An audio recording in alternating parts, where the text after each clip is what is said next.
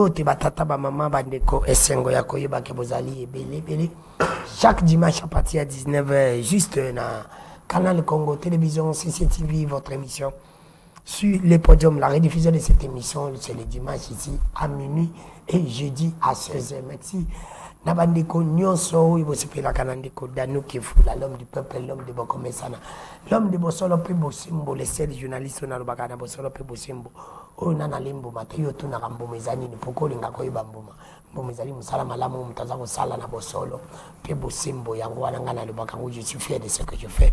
Merci na équipe technique isunga kangala. Sans oublier mon réalisateur Dieu merci qui fait aujourd'hui avec moi, il est seul, je te salue Dieu merci qui fait.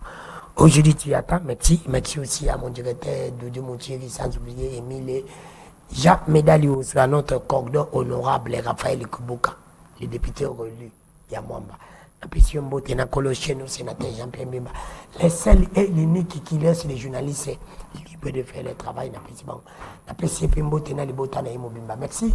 Merci aussi à madame Jolie Botejoa. Moi, c'est la sénateur Ngerengo, présidente, il y a ONG Kerga, petite même maman Boboto. N'apprécie Mbote Belé, n'apprécie Mbote dans mon vieux trésor Manzo. Le boss silencieux de Kitambo, lui il a l'argent, il est très calme. Il ne parle pas, n'apprécie Mbote Belé.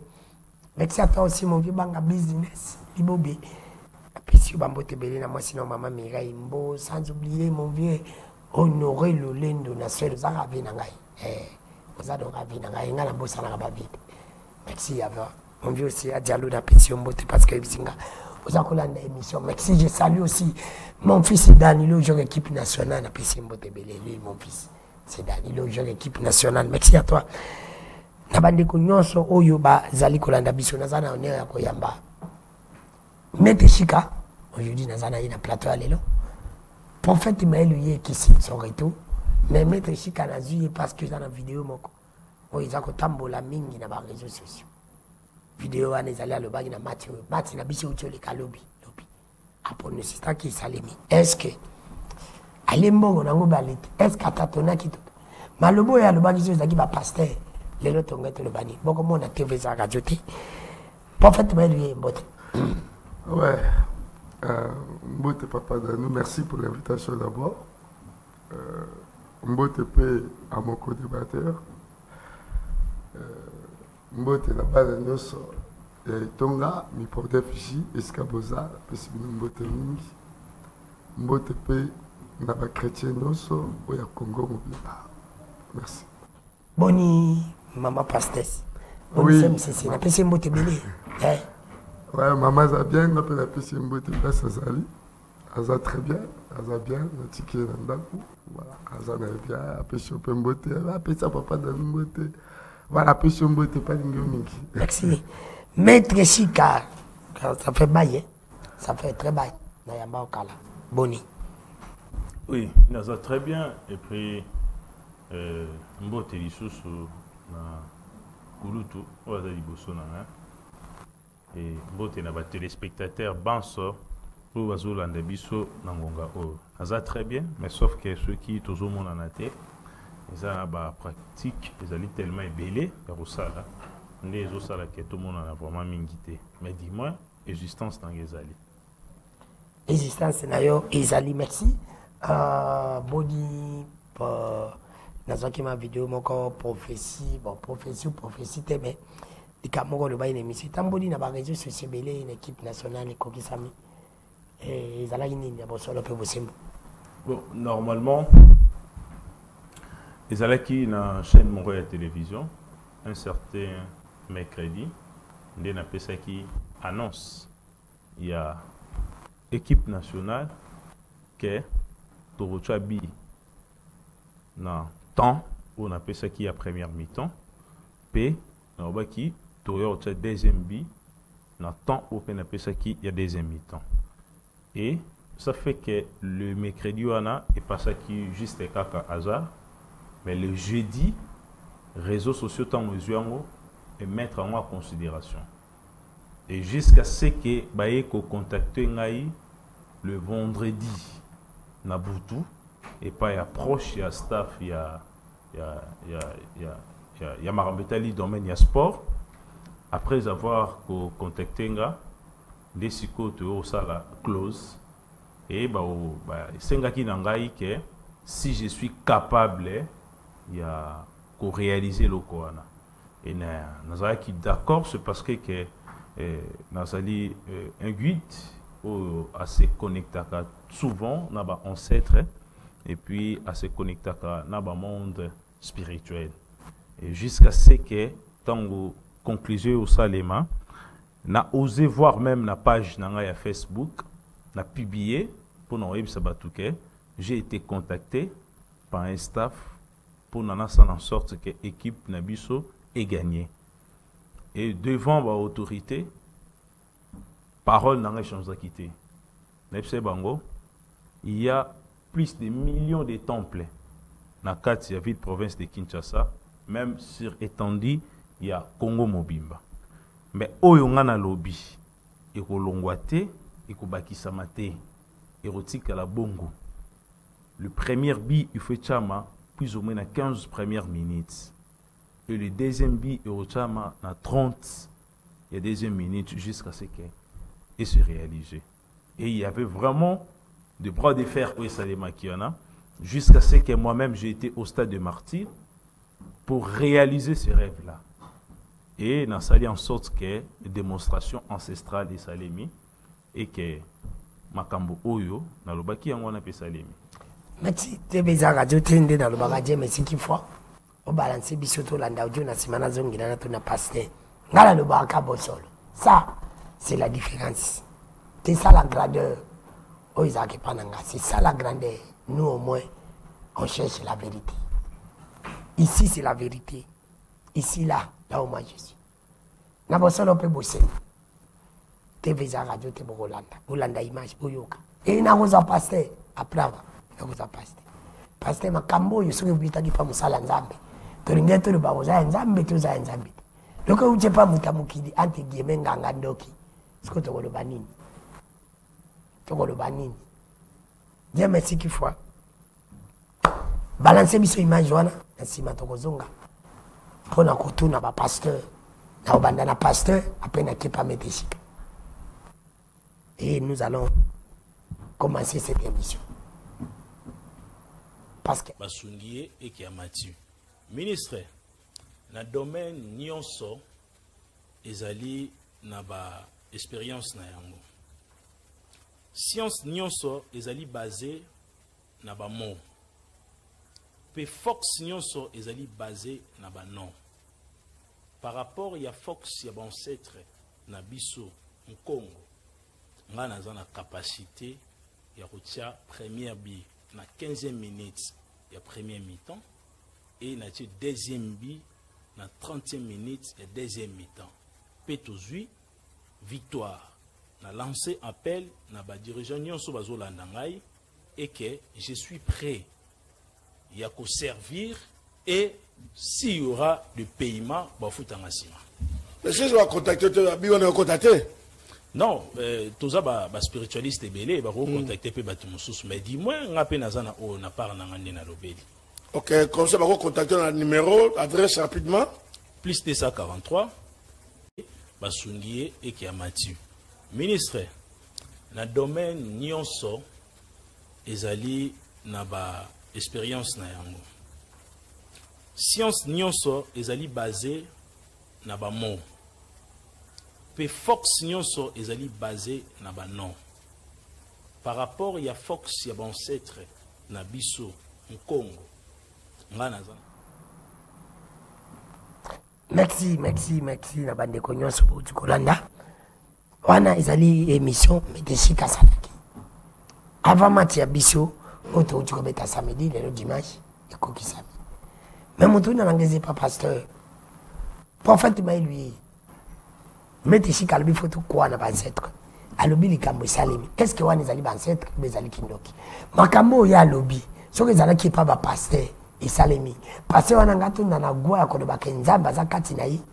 Ubeto ngete lobani. Yo kokolobani mais na moni on dirait je me suis faut ça appeler pas pasteur Malobamboka. Merci beaucoup papa. Je pense que ça si je les alors je te coûter le remission comme ça. Ça si j'ai oui ça alors de disjoncter coûter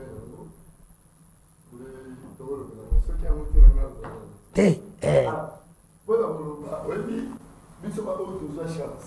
Tu as une chance au temps.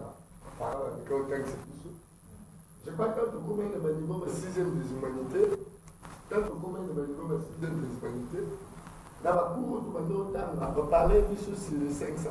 Et les 500, voilà, dans le niveau 6e des humanités, il faut pas pour bâtir ça, c'est mon compte. On va bien regarder. allons-y. On va bien regarder.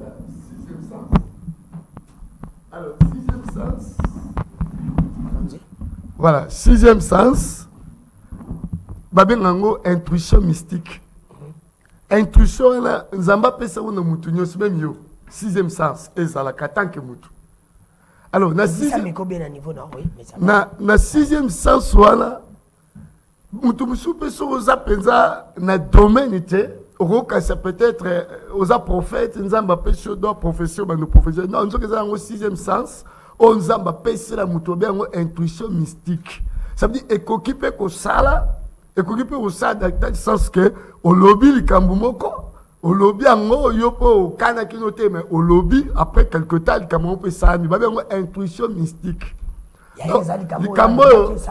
likambo maître chic alobi eza intuition mystique eza intuition il n'a pas donné les minutes sa prophétie n'est pas exacte landa langage moko alobi ce que c'est qui est Nzambe, si Nzambe c'est ce qui est pour bien léopard et côté qui na 8e minute, n'est-ce pas? Bien côté la bien sûr mais précisément précision il y a prophétie. Précision il y a prophétie. Non précision à prophétie bi et côté qui na 8e minute mutatia qui en teo bongonga. Est-ce que vous comprenez? Allez, tu sautes là, bi et côté la 86e minute, mutatia qui ango Fiston Maël. Il n'a pas dit ça. Makamba bien les intuition, les 6e sens. 6e sens. Ngai le la prophète Maï, celui qui se concentre qui na matchwal. Nangane ça va tout que bien côté la 8e mutatia bon. Il m'a dit que côté la 86e mutautiango Fiston Maël. C'est ça la prophétie qui vient de Dieu. Oh il y a le but là. Ah mais on a beaucoup de choses à faire. Nous avons prié aussi pour tout sambela qui pour la mboka. On a prié pour le pays, tout sambela pour la mboka pour Makambeza bien. N'est il pas gagné qui et ça et c'est pour la biche sur congolais. Ça veut dire il y a le but là. Na boy na wangani parole a été. Mais dans le but il ne faut pas quoi chausser Nzambe. Écoute, il y a chausser Nzambe. Il y a Coco. Mais c'est ça ce que non. Déjà, nous invoquons Coco. Nous invoquons les grands dieux. Les véritables dieux. Il y a un lobby qui est Makamba à lobby. Il y a un mot le désert à Coco, ça désert dans prophétie de Nzambe. Et ça, intuition mystique, quand il y a un des paramètres, à lobby, et ça, parce qu'on a vu sur les acquis pasteur, Moka le Bakango. Donc, on le balai ok. Mais dans le monde de la biche, pasteur, l'étape parole de connaissance. La parole de connaissance n'est pas une prophétie. La parole de connaissance est une intuition mystique. On appelle ça la moutou. On l'appelle la tongue, on dit ah, non, on dirait accéder comme ça, mon moto. On l'a mouki peut le temps accéder ça. Et ça parole de connaissance. Vous voyez, ils ont parlé de Elmo Baté Moutaza prophète. Non, Zamba utilise un peu pasteur. Ngai pour la ici, il y avait un pasteur à l'Obakango. C'est tout à fait normal. Ils ont parole de connaissance. Pasteur a prononcé un mot pour la Mboka, mais qui peut gagner. Il n'y a pas, ça ne fait pas débat. Merci. Non. Ça veut dire qu'ils ont parole de connaissance. Pour la le quoi, ça spirit, ils ont une intuition mystique parce qu'il n'y a pas la précision exacte des actes de la profession. Merci, précision exacte. C'est toujours qu'il n'y a pas de même état d'antenne. Nathan où tu as dit Lélo, nous sommes en campagne électorale, attitude où l'église fait ça, nous sommes pasteur, ou bien enseignement, nous sommes pour n'importe attitude où nous sommes pour n'importe beauté à Bananzambi, pour n'importe pour l'élection. Merci beaucoup, Papa Danou. Je pense que c'est trop simple. Pays Nabiso, ils ont touché période électorale. Il faut voter. Il faut l'expliquer clair. Allons-y. Ils ont touché période électorale. D'abord, il faut que nous ayons une élection. Ils ont signifié Nini pour Nabiso Batou, attaque chrétien. Alors, il faut comprendre que d'abord, pour comme chrétien, nous sommes Congolais. Ça veut dire que nous sommes Congolais. Le quoi, nous sommes Congolais, nous avons le droit, il y a mesure qu'on vivre un droit physique. Le droit physique, en tant que Congolais, on va vivre dans le Congo. Ça veut dire que nous devons aussi remplir le devoir civique en tant que Congolais, malgré que nous sommes pasteurs, prophètes, chrétiens. Tout d'abord, nous sommes Congolais. Alors, élection, et un droit civique. Et un droit civique, le quoi, Congolais, nous sommes obligés de participer à la gestion de l'affaire publique. Et c'est important, malgré autres amis. Voilà pourquoi attitude ni notre vis-à-vis de l'élection. Non. Biso, la période où tout ce que nous pouvons faire à l'église, c'est éveiller conscience. Il y a Christ, éveiller conscience à ce que baye bakosala choix ya malamu pour te permettre bango mboke za malamu. Parce que si le pays ne va pas bien, même l'église a des problèmes. Vie quotidienne, il y a des problèmes parce que le pays ne va pas bien. La Bible dit que mais nous ne pouvons pas être des paresseux. Pour ne pas être un paresseux, ça veut dire qu'il faut être un travailleur. Ça veut dire que nous devons travailler. Et où est-ce qu'on peut travailler? Nous ne pouvons que travailler sur cette terre congolaise. Donc, Batoufo, Basala, Misala, Nakati Mboka, pour la prière, l'église peut avancer. Voilà pourquoi nous devons aussi participer à la gestion de l'affaire publique. Mais il faut total à ce que nani banani autre kotia toto voter obako ya pour bazana esprit en Zambie pour te bakamambo kaninga malam parce que il y a eu plusieurs fois tout dit que ça ba vote mais nous continuons à pleurer. Ça veut dire que face à biso yako voter et ça la penza malamouté tant que tu voter par sentiment, tu voter par plaisir, tu voter parce qu'on m'a donné quelque chose, parce qu'on a fait ça, il y a un homme tu voter par populisme, tu voter là-bas, ça soit des autres ça qui est bien, mais pour l'instant, même dans la Bible, et il y a eu, on a parlé des élections, ce que je crois, l'acte des apôtres, place Bazouba qui va pour 7 personnes au bazana réputation malam, 7 personnes au bazana réputation malam, 7 personnes au bazana moralité malam, 7 personnes au bazana lolenga malam akosala musala pas pona bango batia bango de sika po ete bakam izendeng moko pena biso message de photos à il y a acte des apôtres, ça veut dire pour l'instant pour tous les Congolais n'a pas période oyo to pona batu oyo bazana moralité malam bato bazo c'est la preuve il y a pas bonne gestion pour la biso mboke ke liboso. Donc voilà un peu ce que je pouvais un peu gratter sur ça. Merci prophète Maïlouye. Mais d'ici Kamale Bombokayo, vous avez eu quand même, vous aurez beaucoup de temps, voilà, parce que je lui ai donné aussi au moins 8 minutes. Je vous accorde aussi 8 minutes. Est-ce que Olandine prophète Alobi Zali Dango institution ou Salio par rapport à Manobombi, il n'y a pas quelqu'un qui concentré. Nous n'avons pas l'ingé de Bilaïngue Salima. On a ramassé par rapport à la vidéo. Et après, on a mis tout le gouvernement va sololi va foutu un bon dans notre boni et attitude d'une oyo ba pasteur ou bebino bandeko ba spiritus okoyo kozala nango lelo pona mboka par rapport à la période de la campagne j'attends ramasser nyonso mane bomboka yo matondo mingi na banza mituni ezali mwa misatu mbe na kobandana oyo tunaki na mwa katikati soki ba autorité ba pesinga falanga. Normalement maître spirituel rôle nae ezalaka pona ko faire améliorer système ya mboka pe ko équilibrer sociabilité. En plus de cela, au partager sango ya malamu. Pe kolakisa moto lolenge nini akoki ko vivre na kati ya mokili.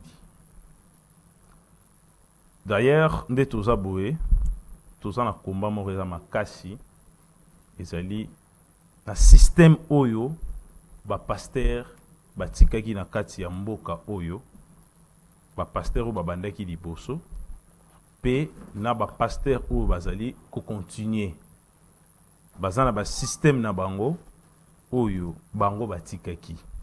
Le système wana ezosala ke le pays est avancé te. Eza système moko ou eza ko bloquer biso pe ezo bloquer mboka mobimba. Alors biso ba homme spirituel et loko nini o torosala pona ko débloquer système wana ezali par la démonstration des forces. Il faut maître spirituel azalaka kamoto kolobate mais à démontrer de quoi il est capable. Donc tango ngai nasali o esengelaki nasala pona mboka, premièrement na tchena nous falanga na première position te. Mais na tchakina nous dit moins que il faut bakondi ya mboka pe le peuple congolais va comprendre que tant il y a Jésus-Christ déjà l'équipe peut échouer. Et comme ici tant il y a spiritualité ancestrale et zonga na reine na yango. Alors pour ezonga na reine na yango, il faut démonstration des forces. Donc c'est que onga na salaki eza démonstration des forces. Oui. Donc il y a kola ki sake tant wana déjà ki. Alors il faut nous émission dimanche prochain spécial tout me ka lobela.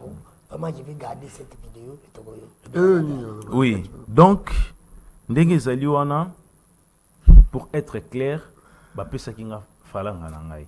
Mbengawa eza vraiment falanga te.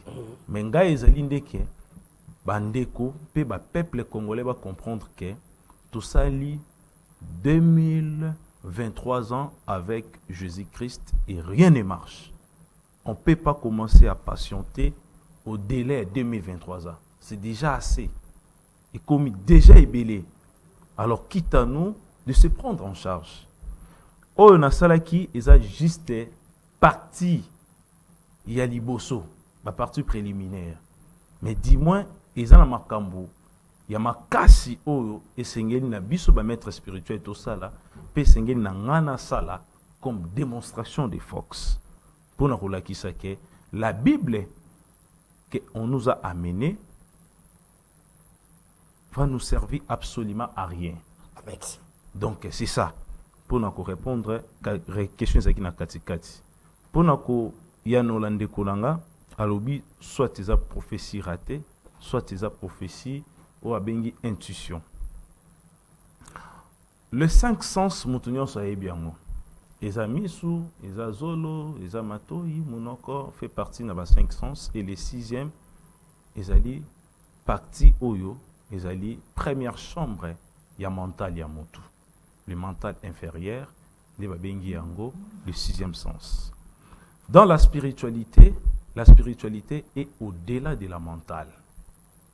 Ce que moi j'avais fait, c'est au-delà de l'intuition, c'est la spiritualité. Spiritualité, hasard et raté. Dans mon kolanga, on a 5 bités. Mais on a utilisé des billes d'une forme métaphore. Pena peu si temps, oh et singela qui n'a marambe salima. Donc par là, il n'y a pas de débat.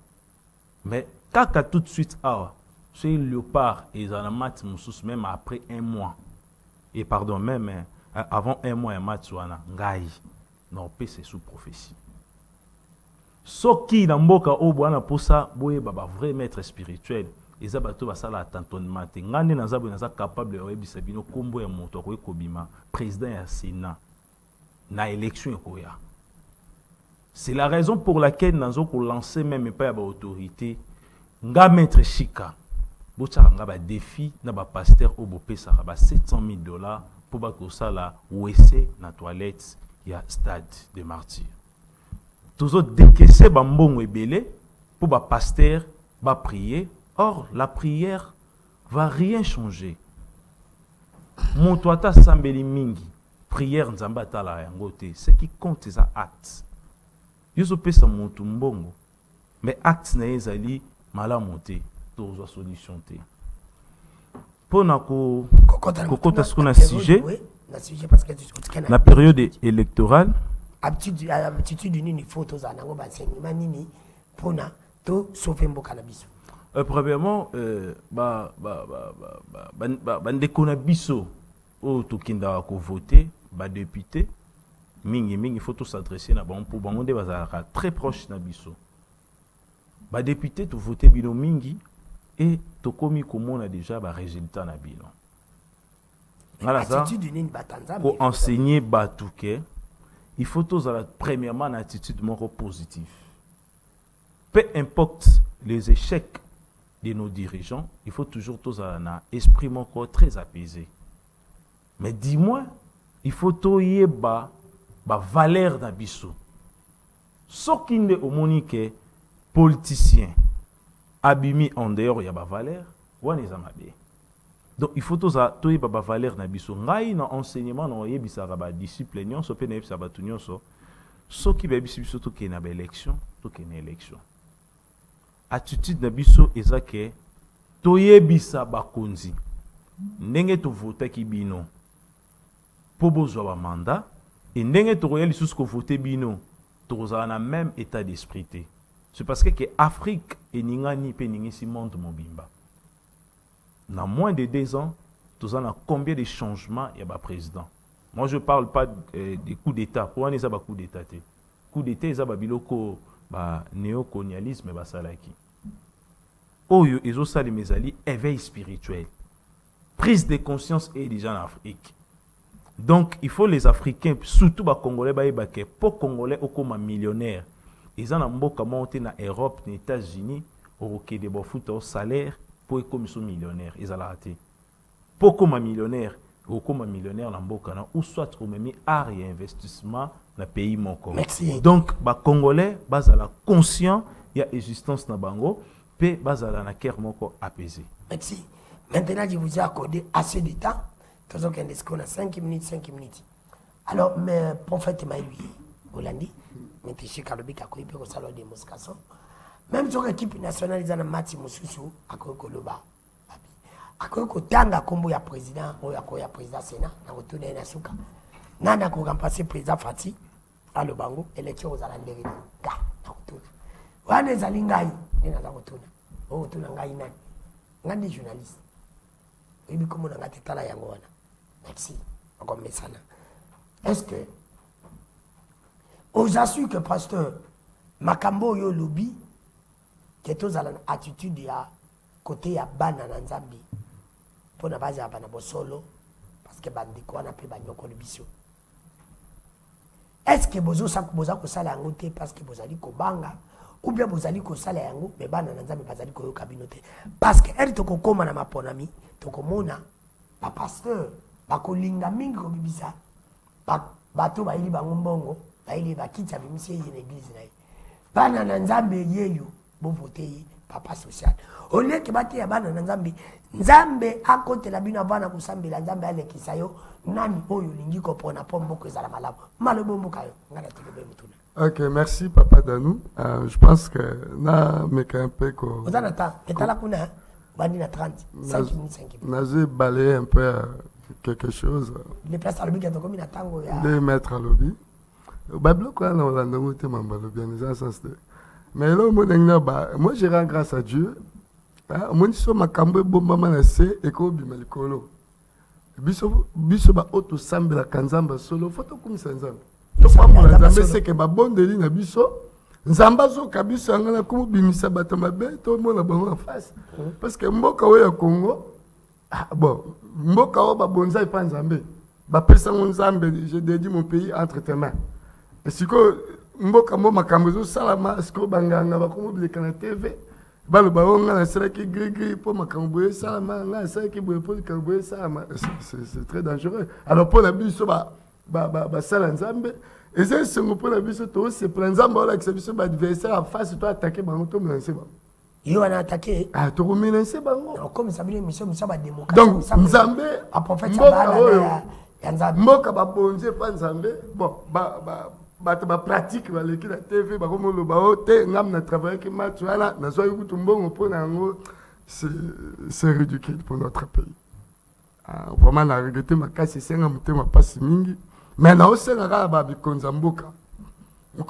ba tukutu te bato ba mikonzo ba kenda omona nganga pour RDC soi-disant a gagné. Naebisi ba nzamba zalaka te parce que naebisi ba mikonzo wana match ezala ngwani ezala makambo nzambe te za makambo ya kisi kuna nzamba zalaka te faut le ba vérité kokende consulter un voyant eza péché tika ezata antenne kozata korekani allons-y je vous protège vous êtes mon invité papa danu ngalo papa mikonzo bakende komona nande bayoka nande bapeseke mbongo ngala zisa OK eza erreur ba ça bamona nzambe atosambela ba eza erreur atosambela il faut basenga bolimbisi po na mboka Congo atosambela bamikonzo baza bato ba participer na destruction ya mboka sur le plan spirituel ba onde ba sala que Congo avancé te guerre continue aux makasi na est bamikonzo na ba ndako mona ye basenga bolimbisi ya nzambe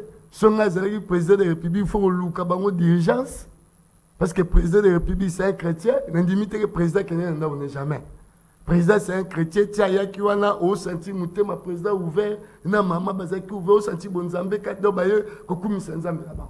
Nandimi koute que na mutua président place à zanabi ko mettre chi comme on travailler bon match. Le président ne connaît pas ça. Mais ba mi konzwa na soki balna ne bi bangote.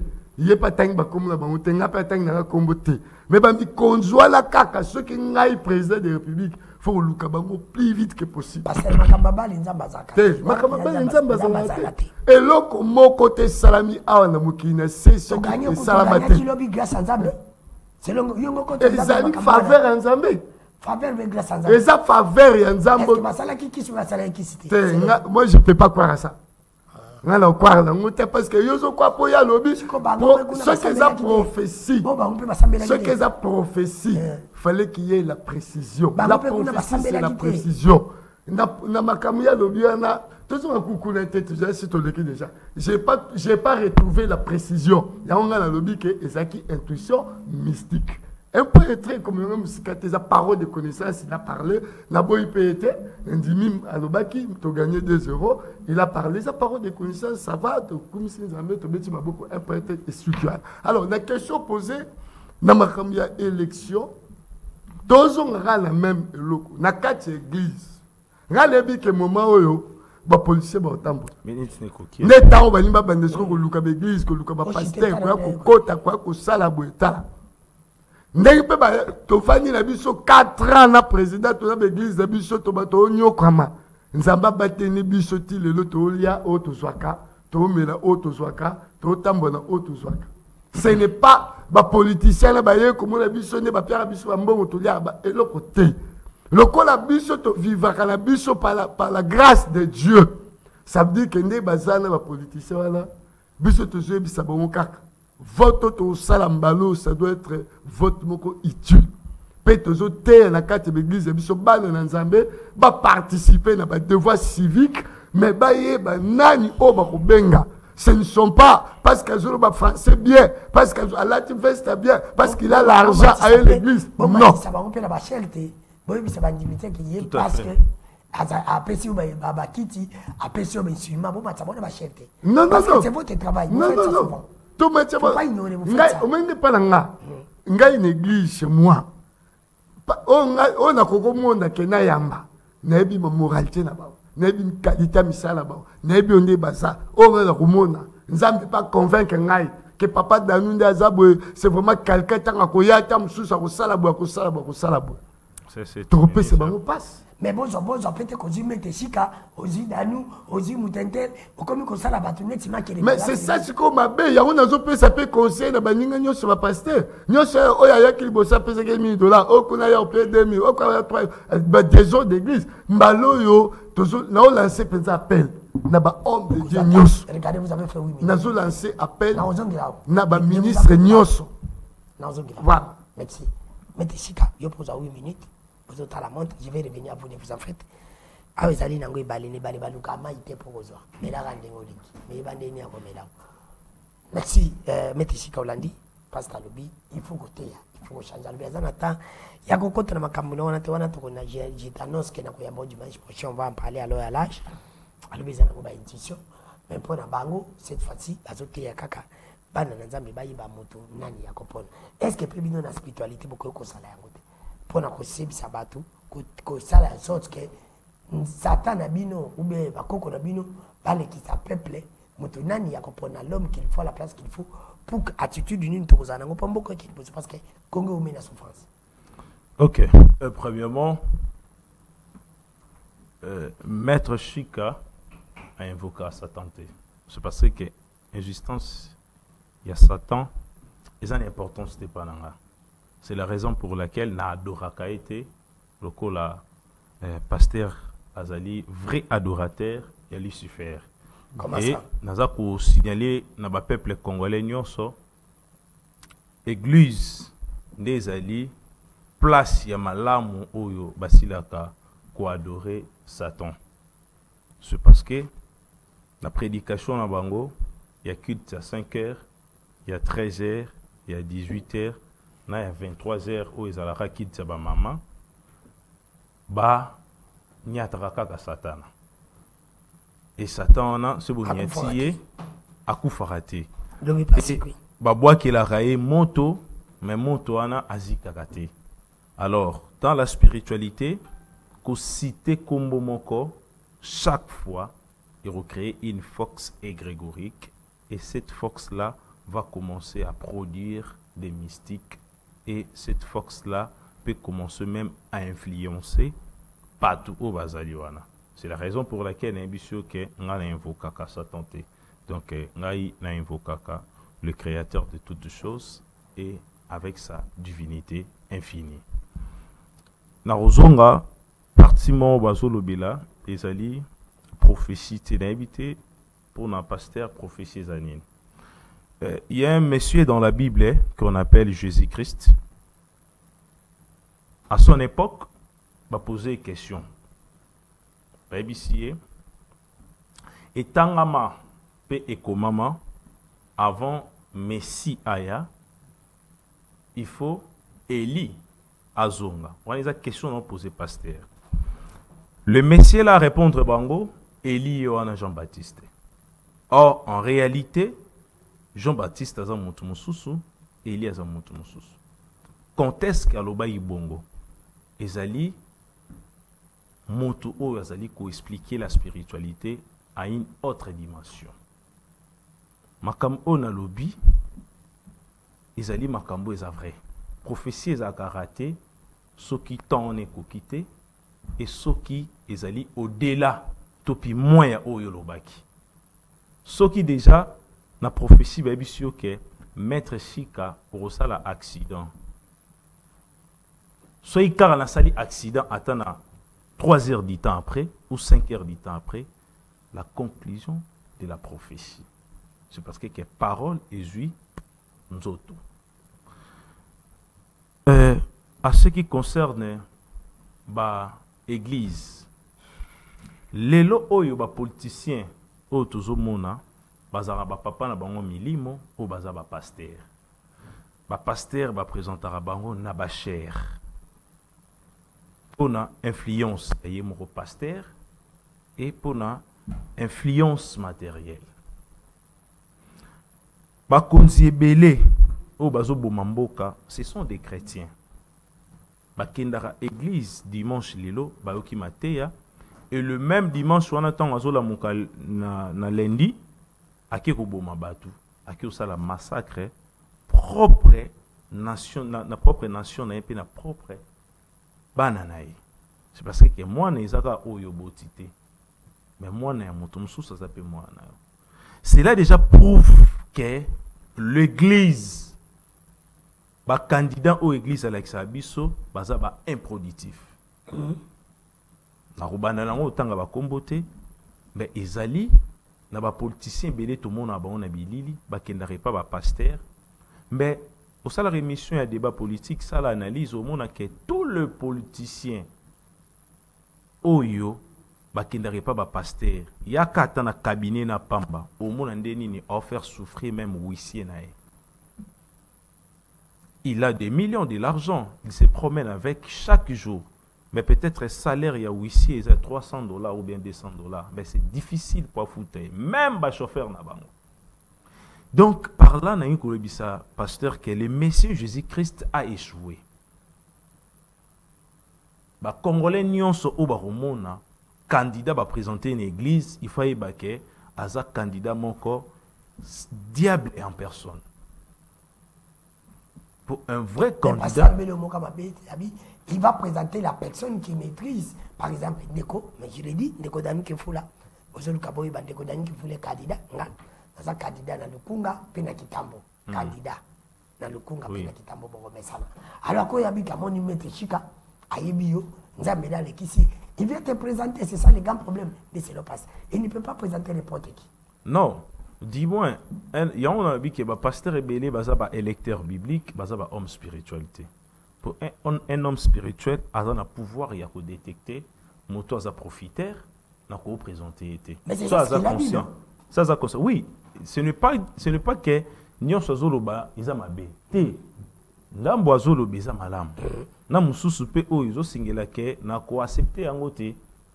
Par exemple que koloba mboka oyo babonzaki yango et pas Jésus-Christ, cela déjà prouve directement que si cela est vrai, c'est que pays oyo ils en a chaos à cause de Jésus-Christ.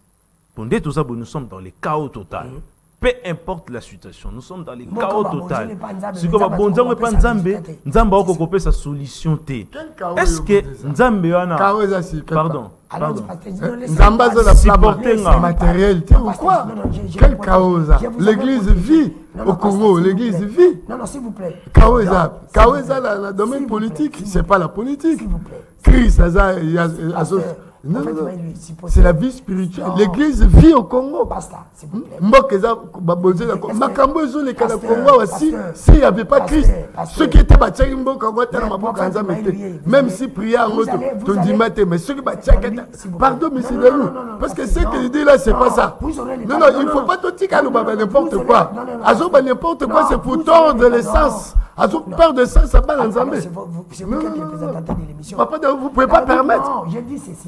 Vous ne pouvez pas permettre. Quand vous étiez en train de parler, il était calme. Si peut-être laissez-lui l'état de parler, je vais vous accorder les mêmes temps. Non, mais alors, qui dit c'est que juste c'est battre en début ce pays là-bas. Qu'est-ce qui prouve que c'est que vous êtes en train de dire vrai? Mais oui, non. C'est Jésus qui est le maître de tout. Vous avez dit que vous avez Jésus, lui il n'a pas Jésus. Il a Jésus.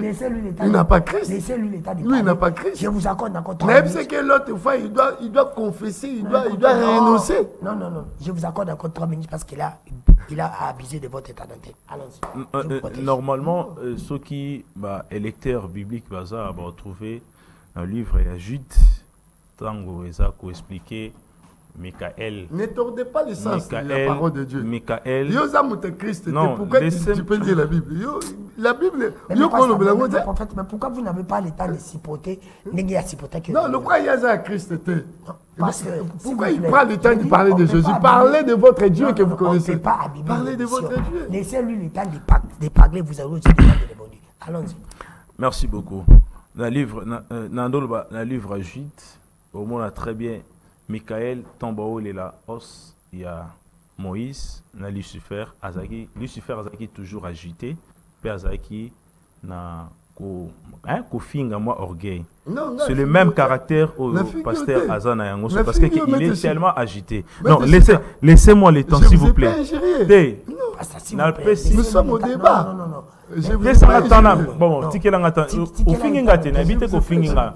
Mais na oloba o ezaki écrit. Tiki la itanaye aloba. OK. Quand continue attendre ba deko ba o sepela télé celui l'état. Allons-y. Pour nous rebondir na ndambu mususu alobaki alobi que pasteur Azali le président de la République Aza chrétien. Premièrement, un président de la République ne peut pas être religieux. Là c'est un. C'est vous qui le dites. Oui. Là, d'abord, c'est parce que nous sommes dans un État laïque. La laïcité, ils ont permettre que le chef et le guide suprême à la couleur manquant. Mais dis-moi le rôle de la majorité en Bokanabiso, ils ont dominé l'influence chrétienne.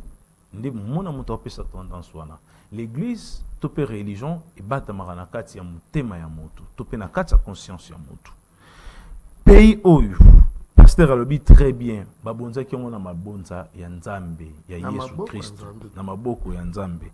Mais c'est ko okoyebisanga depuis batika ki pays oyo et pas Jésus Christ. Qu'est-ce qu'il a fait? Qu'est-ce qu'il a fait? Oyo loba très bien que non payer za na kaote. et payer un chaos, mais l'église, ils ont vivre. C'est normal, c'est parce que l'église, ils ont une entreprise privée, il y a un pasteur. Na Satan. C'est parce que Satan a même tout ça, beaucoup ça rabattu. Pour rassembler, pour besoin bongo. Ce pays est à chaos dans tous les domaines. Dans tous les domaines, sur le plan spirituel, sur le plan scientifique, sur le plan économique, sur le plan moral, ce pays est totalement en chaos. Et le maître spirituel, tout ça là, en sorte que Makambo Oyo et Kinde en avance. Yangwana na webi sabakonzi mboka. Na le plus consulté des pasteurs. C'est parce que vous trouvez toujours bas échec. Il n'y a aucun pasteur dans la ville province de Kinshasa à Sala ata dont il y a ma bonza dimanche moko tindango na est. Cela déjà prouve directement que leur cœur est tellement noir. C'est rare au monde un pasteur à sali même live à Olobela Makambo, il y a Kaweza na est ou soit na Goma. Pourquoi le bangote? C'est parce que ça va dire quoi attaquer Malobana directement au PC Kanyakate. Vous êtes dans le faux. Pardon. Vous comparez Basangote na aveugle spirituel ou ba pasteur. Vous comparez bangote. Donc église de réveil ndé ebomimboka. Alors ceux qui va continuer toujours couper sa espoir na bango et pas à l'église de réveil et à Monsieur Jésus-Christ. Donc, ce monsieur-là, il est incompétent. Merci. Mais Chikala dit, je ne peux pas le dire. Moi, je l'ai toujours dit. À l'objet que ceux qui vont couper ça, chance et pas à Jésus-Christ et que ça les l'autre. Moi, je ne parle. Moi, je dis seulement, les hommes sont incompétents. D'abord, ça la bafeuve. À l'objet, nous avons Kamona Satan. Nous avons un côté là. Mais nous avons Kamona, nous avons mis au coquille là, wapi. Et pasteur Maribombo quand même. Il y a aussi plusieurs dieux. 5 minutes. Je parle déjà avec les grands dieux. Je ne parle pas déjà avec les petits dieux. Bah, ok. Vous avez 5 minutes, vous chitez, vous devez voter. Ok, monsieur Danou, c'est regrettable. C'est pour le babongo, c'est pour dire que le sambo les comme pas. Non, nazo sambe. Nazo sambe la mingi. Il y a biso nzambe la malembe. Ah. Il y a nzambe zamba mba utende ti bangomba mte. Biso nzambe on va lentement sûrement. Nzamba salaka avec patience, douceur, tout ce qui est malembe. Je suis en train de prier pour lui. Moi je l'aime beaucoup. Na ki mingi. Ta fois tous années une émission, je l'aime vraiment. Mais na mona ke amour bien. On nous a servi, nous il y aura un temps. Il y aura un temps. Merci que dès qu'il y a toujours cette élection, on a parmi les lieux après 2024, nous avons donc c'est le voilà. Merci. Donc, nous avons Maître Chika Lobi, dès qu'il y a Maître Chika, il faut faire très attention aux autres déformés. Attention à bateau, sur la télévision. C'est pas bien. Non, orienté, mais non déformé. Il faut poser problème. Non déformé, ouais. Des papas de Nandobi, ils ont problème. C'est difficile pour toi. Voilà. Nzamba Pambola. On appelle ABC Boy. Nalobi ka na mboka na biso Congo. Mboka za Nzambe. Mboka za Kolo Jésus-Christ. Banda numéro 1 ti na mutasuka Congo toza bana ya tata Nzambe Kolo Jésus-Christ. Bato bazole kana TV kwa kolobo bakoko banani bolanda bato anati botika na nzelo bozali ya Jésus-Christ nde bondimela Kolo Jésus-Christ comme konzi po biksi na bomo na bino botika na Jésus-Christ. Bible lobi na biso très bien na mkola suka bakoya baloba ngai ngam na sakola ki ngam na lobaki ba gagner 2-0 ngam na lobaki boye ngam na zongiseki boye ngam na ba kotu da na jimambo na ngai batoko bangwa no Bible to ko mona ba na télévision ba bimi ngai na bino na nga ba Kristo to kumisa Nzambe na buto le lobo adorer Nzambe makasi parce que oye bomba mana kuku et comme ko bima na poisa. Tomoni yango et permettre surtout sous courage au sambe makasi nzamba sous contrôle à Congo bango mo ba ko bila kisa boso na biso potoye ba vraiment ko combattre bango maram donc ba na Congo totika na nzambe ngazo ko ebisa bino que victoire à lobby les travail les musala bible to ebisa biso to sala peto sambela ceux qui le sambo ils allaient qui sans travail ya ba léopard tam sous to ngato mo la victoire. so victoire n'est parce que banana va travailler, coach a travaillé, va celle entraînement ndenge na ndenge to moni bango ne esanga na mabonde na biso bana nzambe na président de la République azaki na mabonde na mama ndo moni to gagner que ça pour la bateau ba ya na bentu shot intuition ils a sixième sens et go ya te ce que ça qui prophétie solo na pesi bino ba caractère nga oza na 7e minute par Théo Bongonda nga oza na 86e minute par Fiston Mayele kokota na minute boye nde yango na nzambe donc oyo wana ya nango parole de connaissance et c'est dur bino te la bande place pour ça botika na kolo nzambe Yesu Christo pour la élection en tout cas na sengi na ba Christo nyos to voter cette fois-ci nous allons voter utile d'ailleurs nous allons lancer opération dans l'adresse beaucoup fona sala pour la chrétien nyos peut toujours lancer information les chrétiens au vote utile to lancer opération là to tambola yango to boaka ba traque partout les chrétiens au vote utile to mema lisusu te to parler na Bible na uti pesa bino exemple na Bible ba pona ki même ata Yesu Christ yemoko ba disciple pour ba remplacer Judas babi ba poni ba sali élection ba luki muta malamu oko ya bomba mbonga trahir te lokola Judas nde ba ki ko pona Matthieu nda ki ko koma asimbike sana donc élection eza na Bible to ko boya ngote to ba chrétien mo Christ nyonso eza devoir civique pe to zabwe attaque ba chrétien to katela mi to participer na Jésus en mboka tout ça la pe pour la mboka ba Christ boza ba ministre boza ba PDG ba Christ boza ba toala likolo wana poete kolo Yesu biso tombama poete mboka pe ko voilà numéro l'angeza 0421 022 88 33 0421 022 88 33 voilà balanza benyoso lobby to bana mabonde na biso de 12h à 13h boya église to kutana wana to sambela nzambe akupambala benyoso merci prophète Mayilu Yeye Mete Chika moi le bombo kayo on finit on l'a dit alobi za nango intuition ils a problème té alobi que balanza il faut pas voter iti parce que valeur ou bien rien dans le bon mot en conclusion et votre mot de la fin aussi votre numéro de téléphone. Ok, premièrement numéro de téléphone est ça plus 243 82 105 99 99 82 105 99 99. Alors je suis d'accord il y a que pasteur ndenge lobby que tout voter utile. Là, je suis d'accord, totalement d'accord avec lui. C'est parce qu'il faut tout voter, mon tour, vraiment, dans le sens, il y a humanisme, puis il y a importance, il y a rôle au Yazosala. Là, je suis d'accord avec lui. Mais il y a que souhaiter que Bananzambe n'engazo prétendre que Bananzambe bazara, na bano satabotara, na ebite suis satabotara na moisini, banayango. C'est parce que ça t'a créé à l'année. Nous sommes créatures, nous sommes en train. Alors, va occuper ma poste, il y a miné dans beaucoup. Où est-ce que massacre Mbokatsi? Koto ngane to koyo kanate angwana. Ko bandana président Sénat. Tiko suka na baliki na bisonde to benga abango. Ba chrétien bazebele. Ba chrétien bazebele.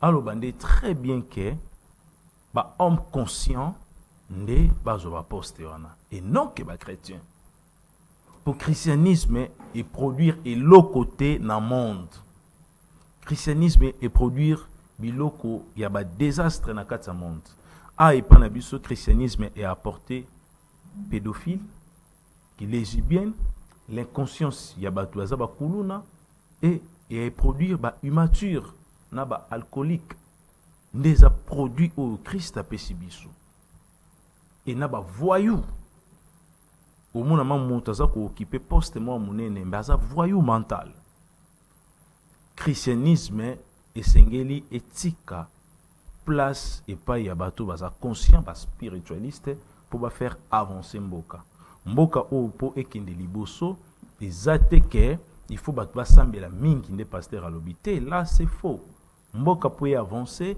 et sengeli na bato bazwa prise de conscience pe bato ba travailler. Ceux qui battent bazo travailler te mboka eko avancer te et na sengi na ba continuation ya mboka bazo ba numéro, il y a ba téléphone, il y a ba pasteur, ba bloqué, on va sur la liste des régés, ba contacter ba personnes occultes. Des personnes occultes, ba la capacité à orienter esprit. Numéro de téléphone notre aussi ici. Plus 243 82 105 99 99. On les a numéro à mettre Chika pour notre pratique. Nasengio, merci beaucoup. Et puis Nasengio pasteur, merci. Mais dis-moi, il faut pasteur à vous enseigner pendant pour attirer le christianisme. Merci. Pasteur, il faut vous enseigner. Et enseigner pas mettre Chika au christianisme. Merci. Merci Nadia, merci Kifwa. Merci l'équipe technique et Mobimba. Merci Nabino. Merci. Pour avoir répondu à notre invitation. Merci à Madame Jolie Beauté Joa. Merci à mon oncle privé personnel. Emina Pia, Madame Jolie Beauté Joa, moi ça sénateur Ngerengo. Merci à mon vieux trésor Manzo. Merci à mon vieux Banga Business Libobé. Sans oublier mon vieux honoré Lolendo na Suède. Na lobby boy, Anthony Motona.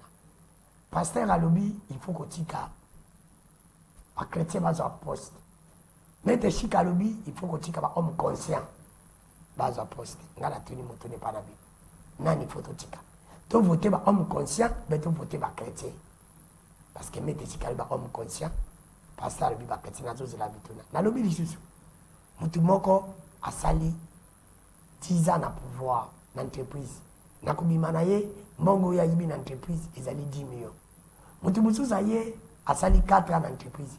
Nakubimana ye, mbongo ya yibi l'entreprise wana, ils allaient 6 millions. Nabaumi bale, nanazali mo yibi mingi. Si on a mis une question à la conclusion, aujourd'hui on a albani. Na chrétien président Félix, na non chrétien à Kabila, qui a très bien géré le Congo. Ouais, domaine politique. Bon, comme ça. Parce que ça, pour les chrétiens, non chrétiens. Bon, puis ça gagne. Tout le temps, bye, à la prochaine. Bon, comme ça. Merci.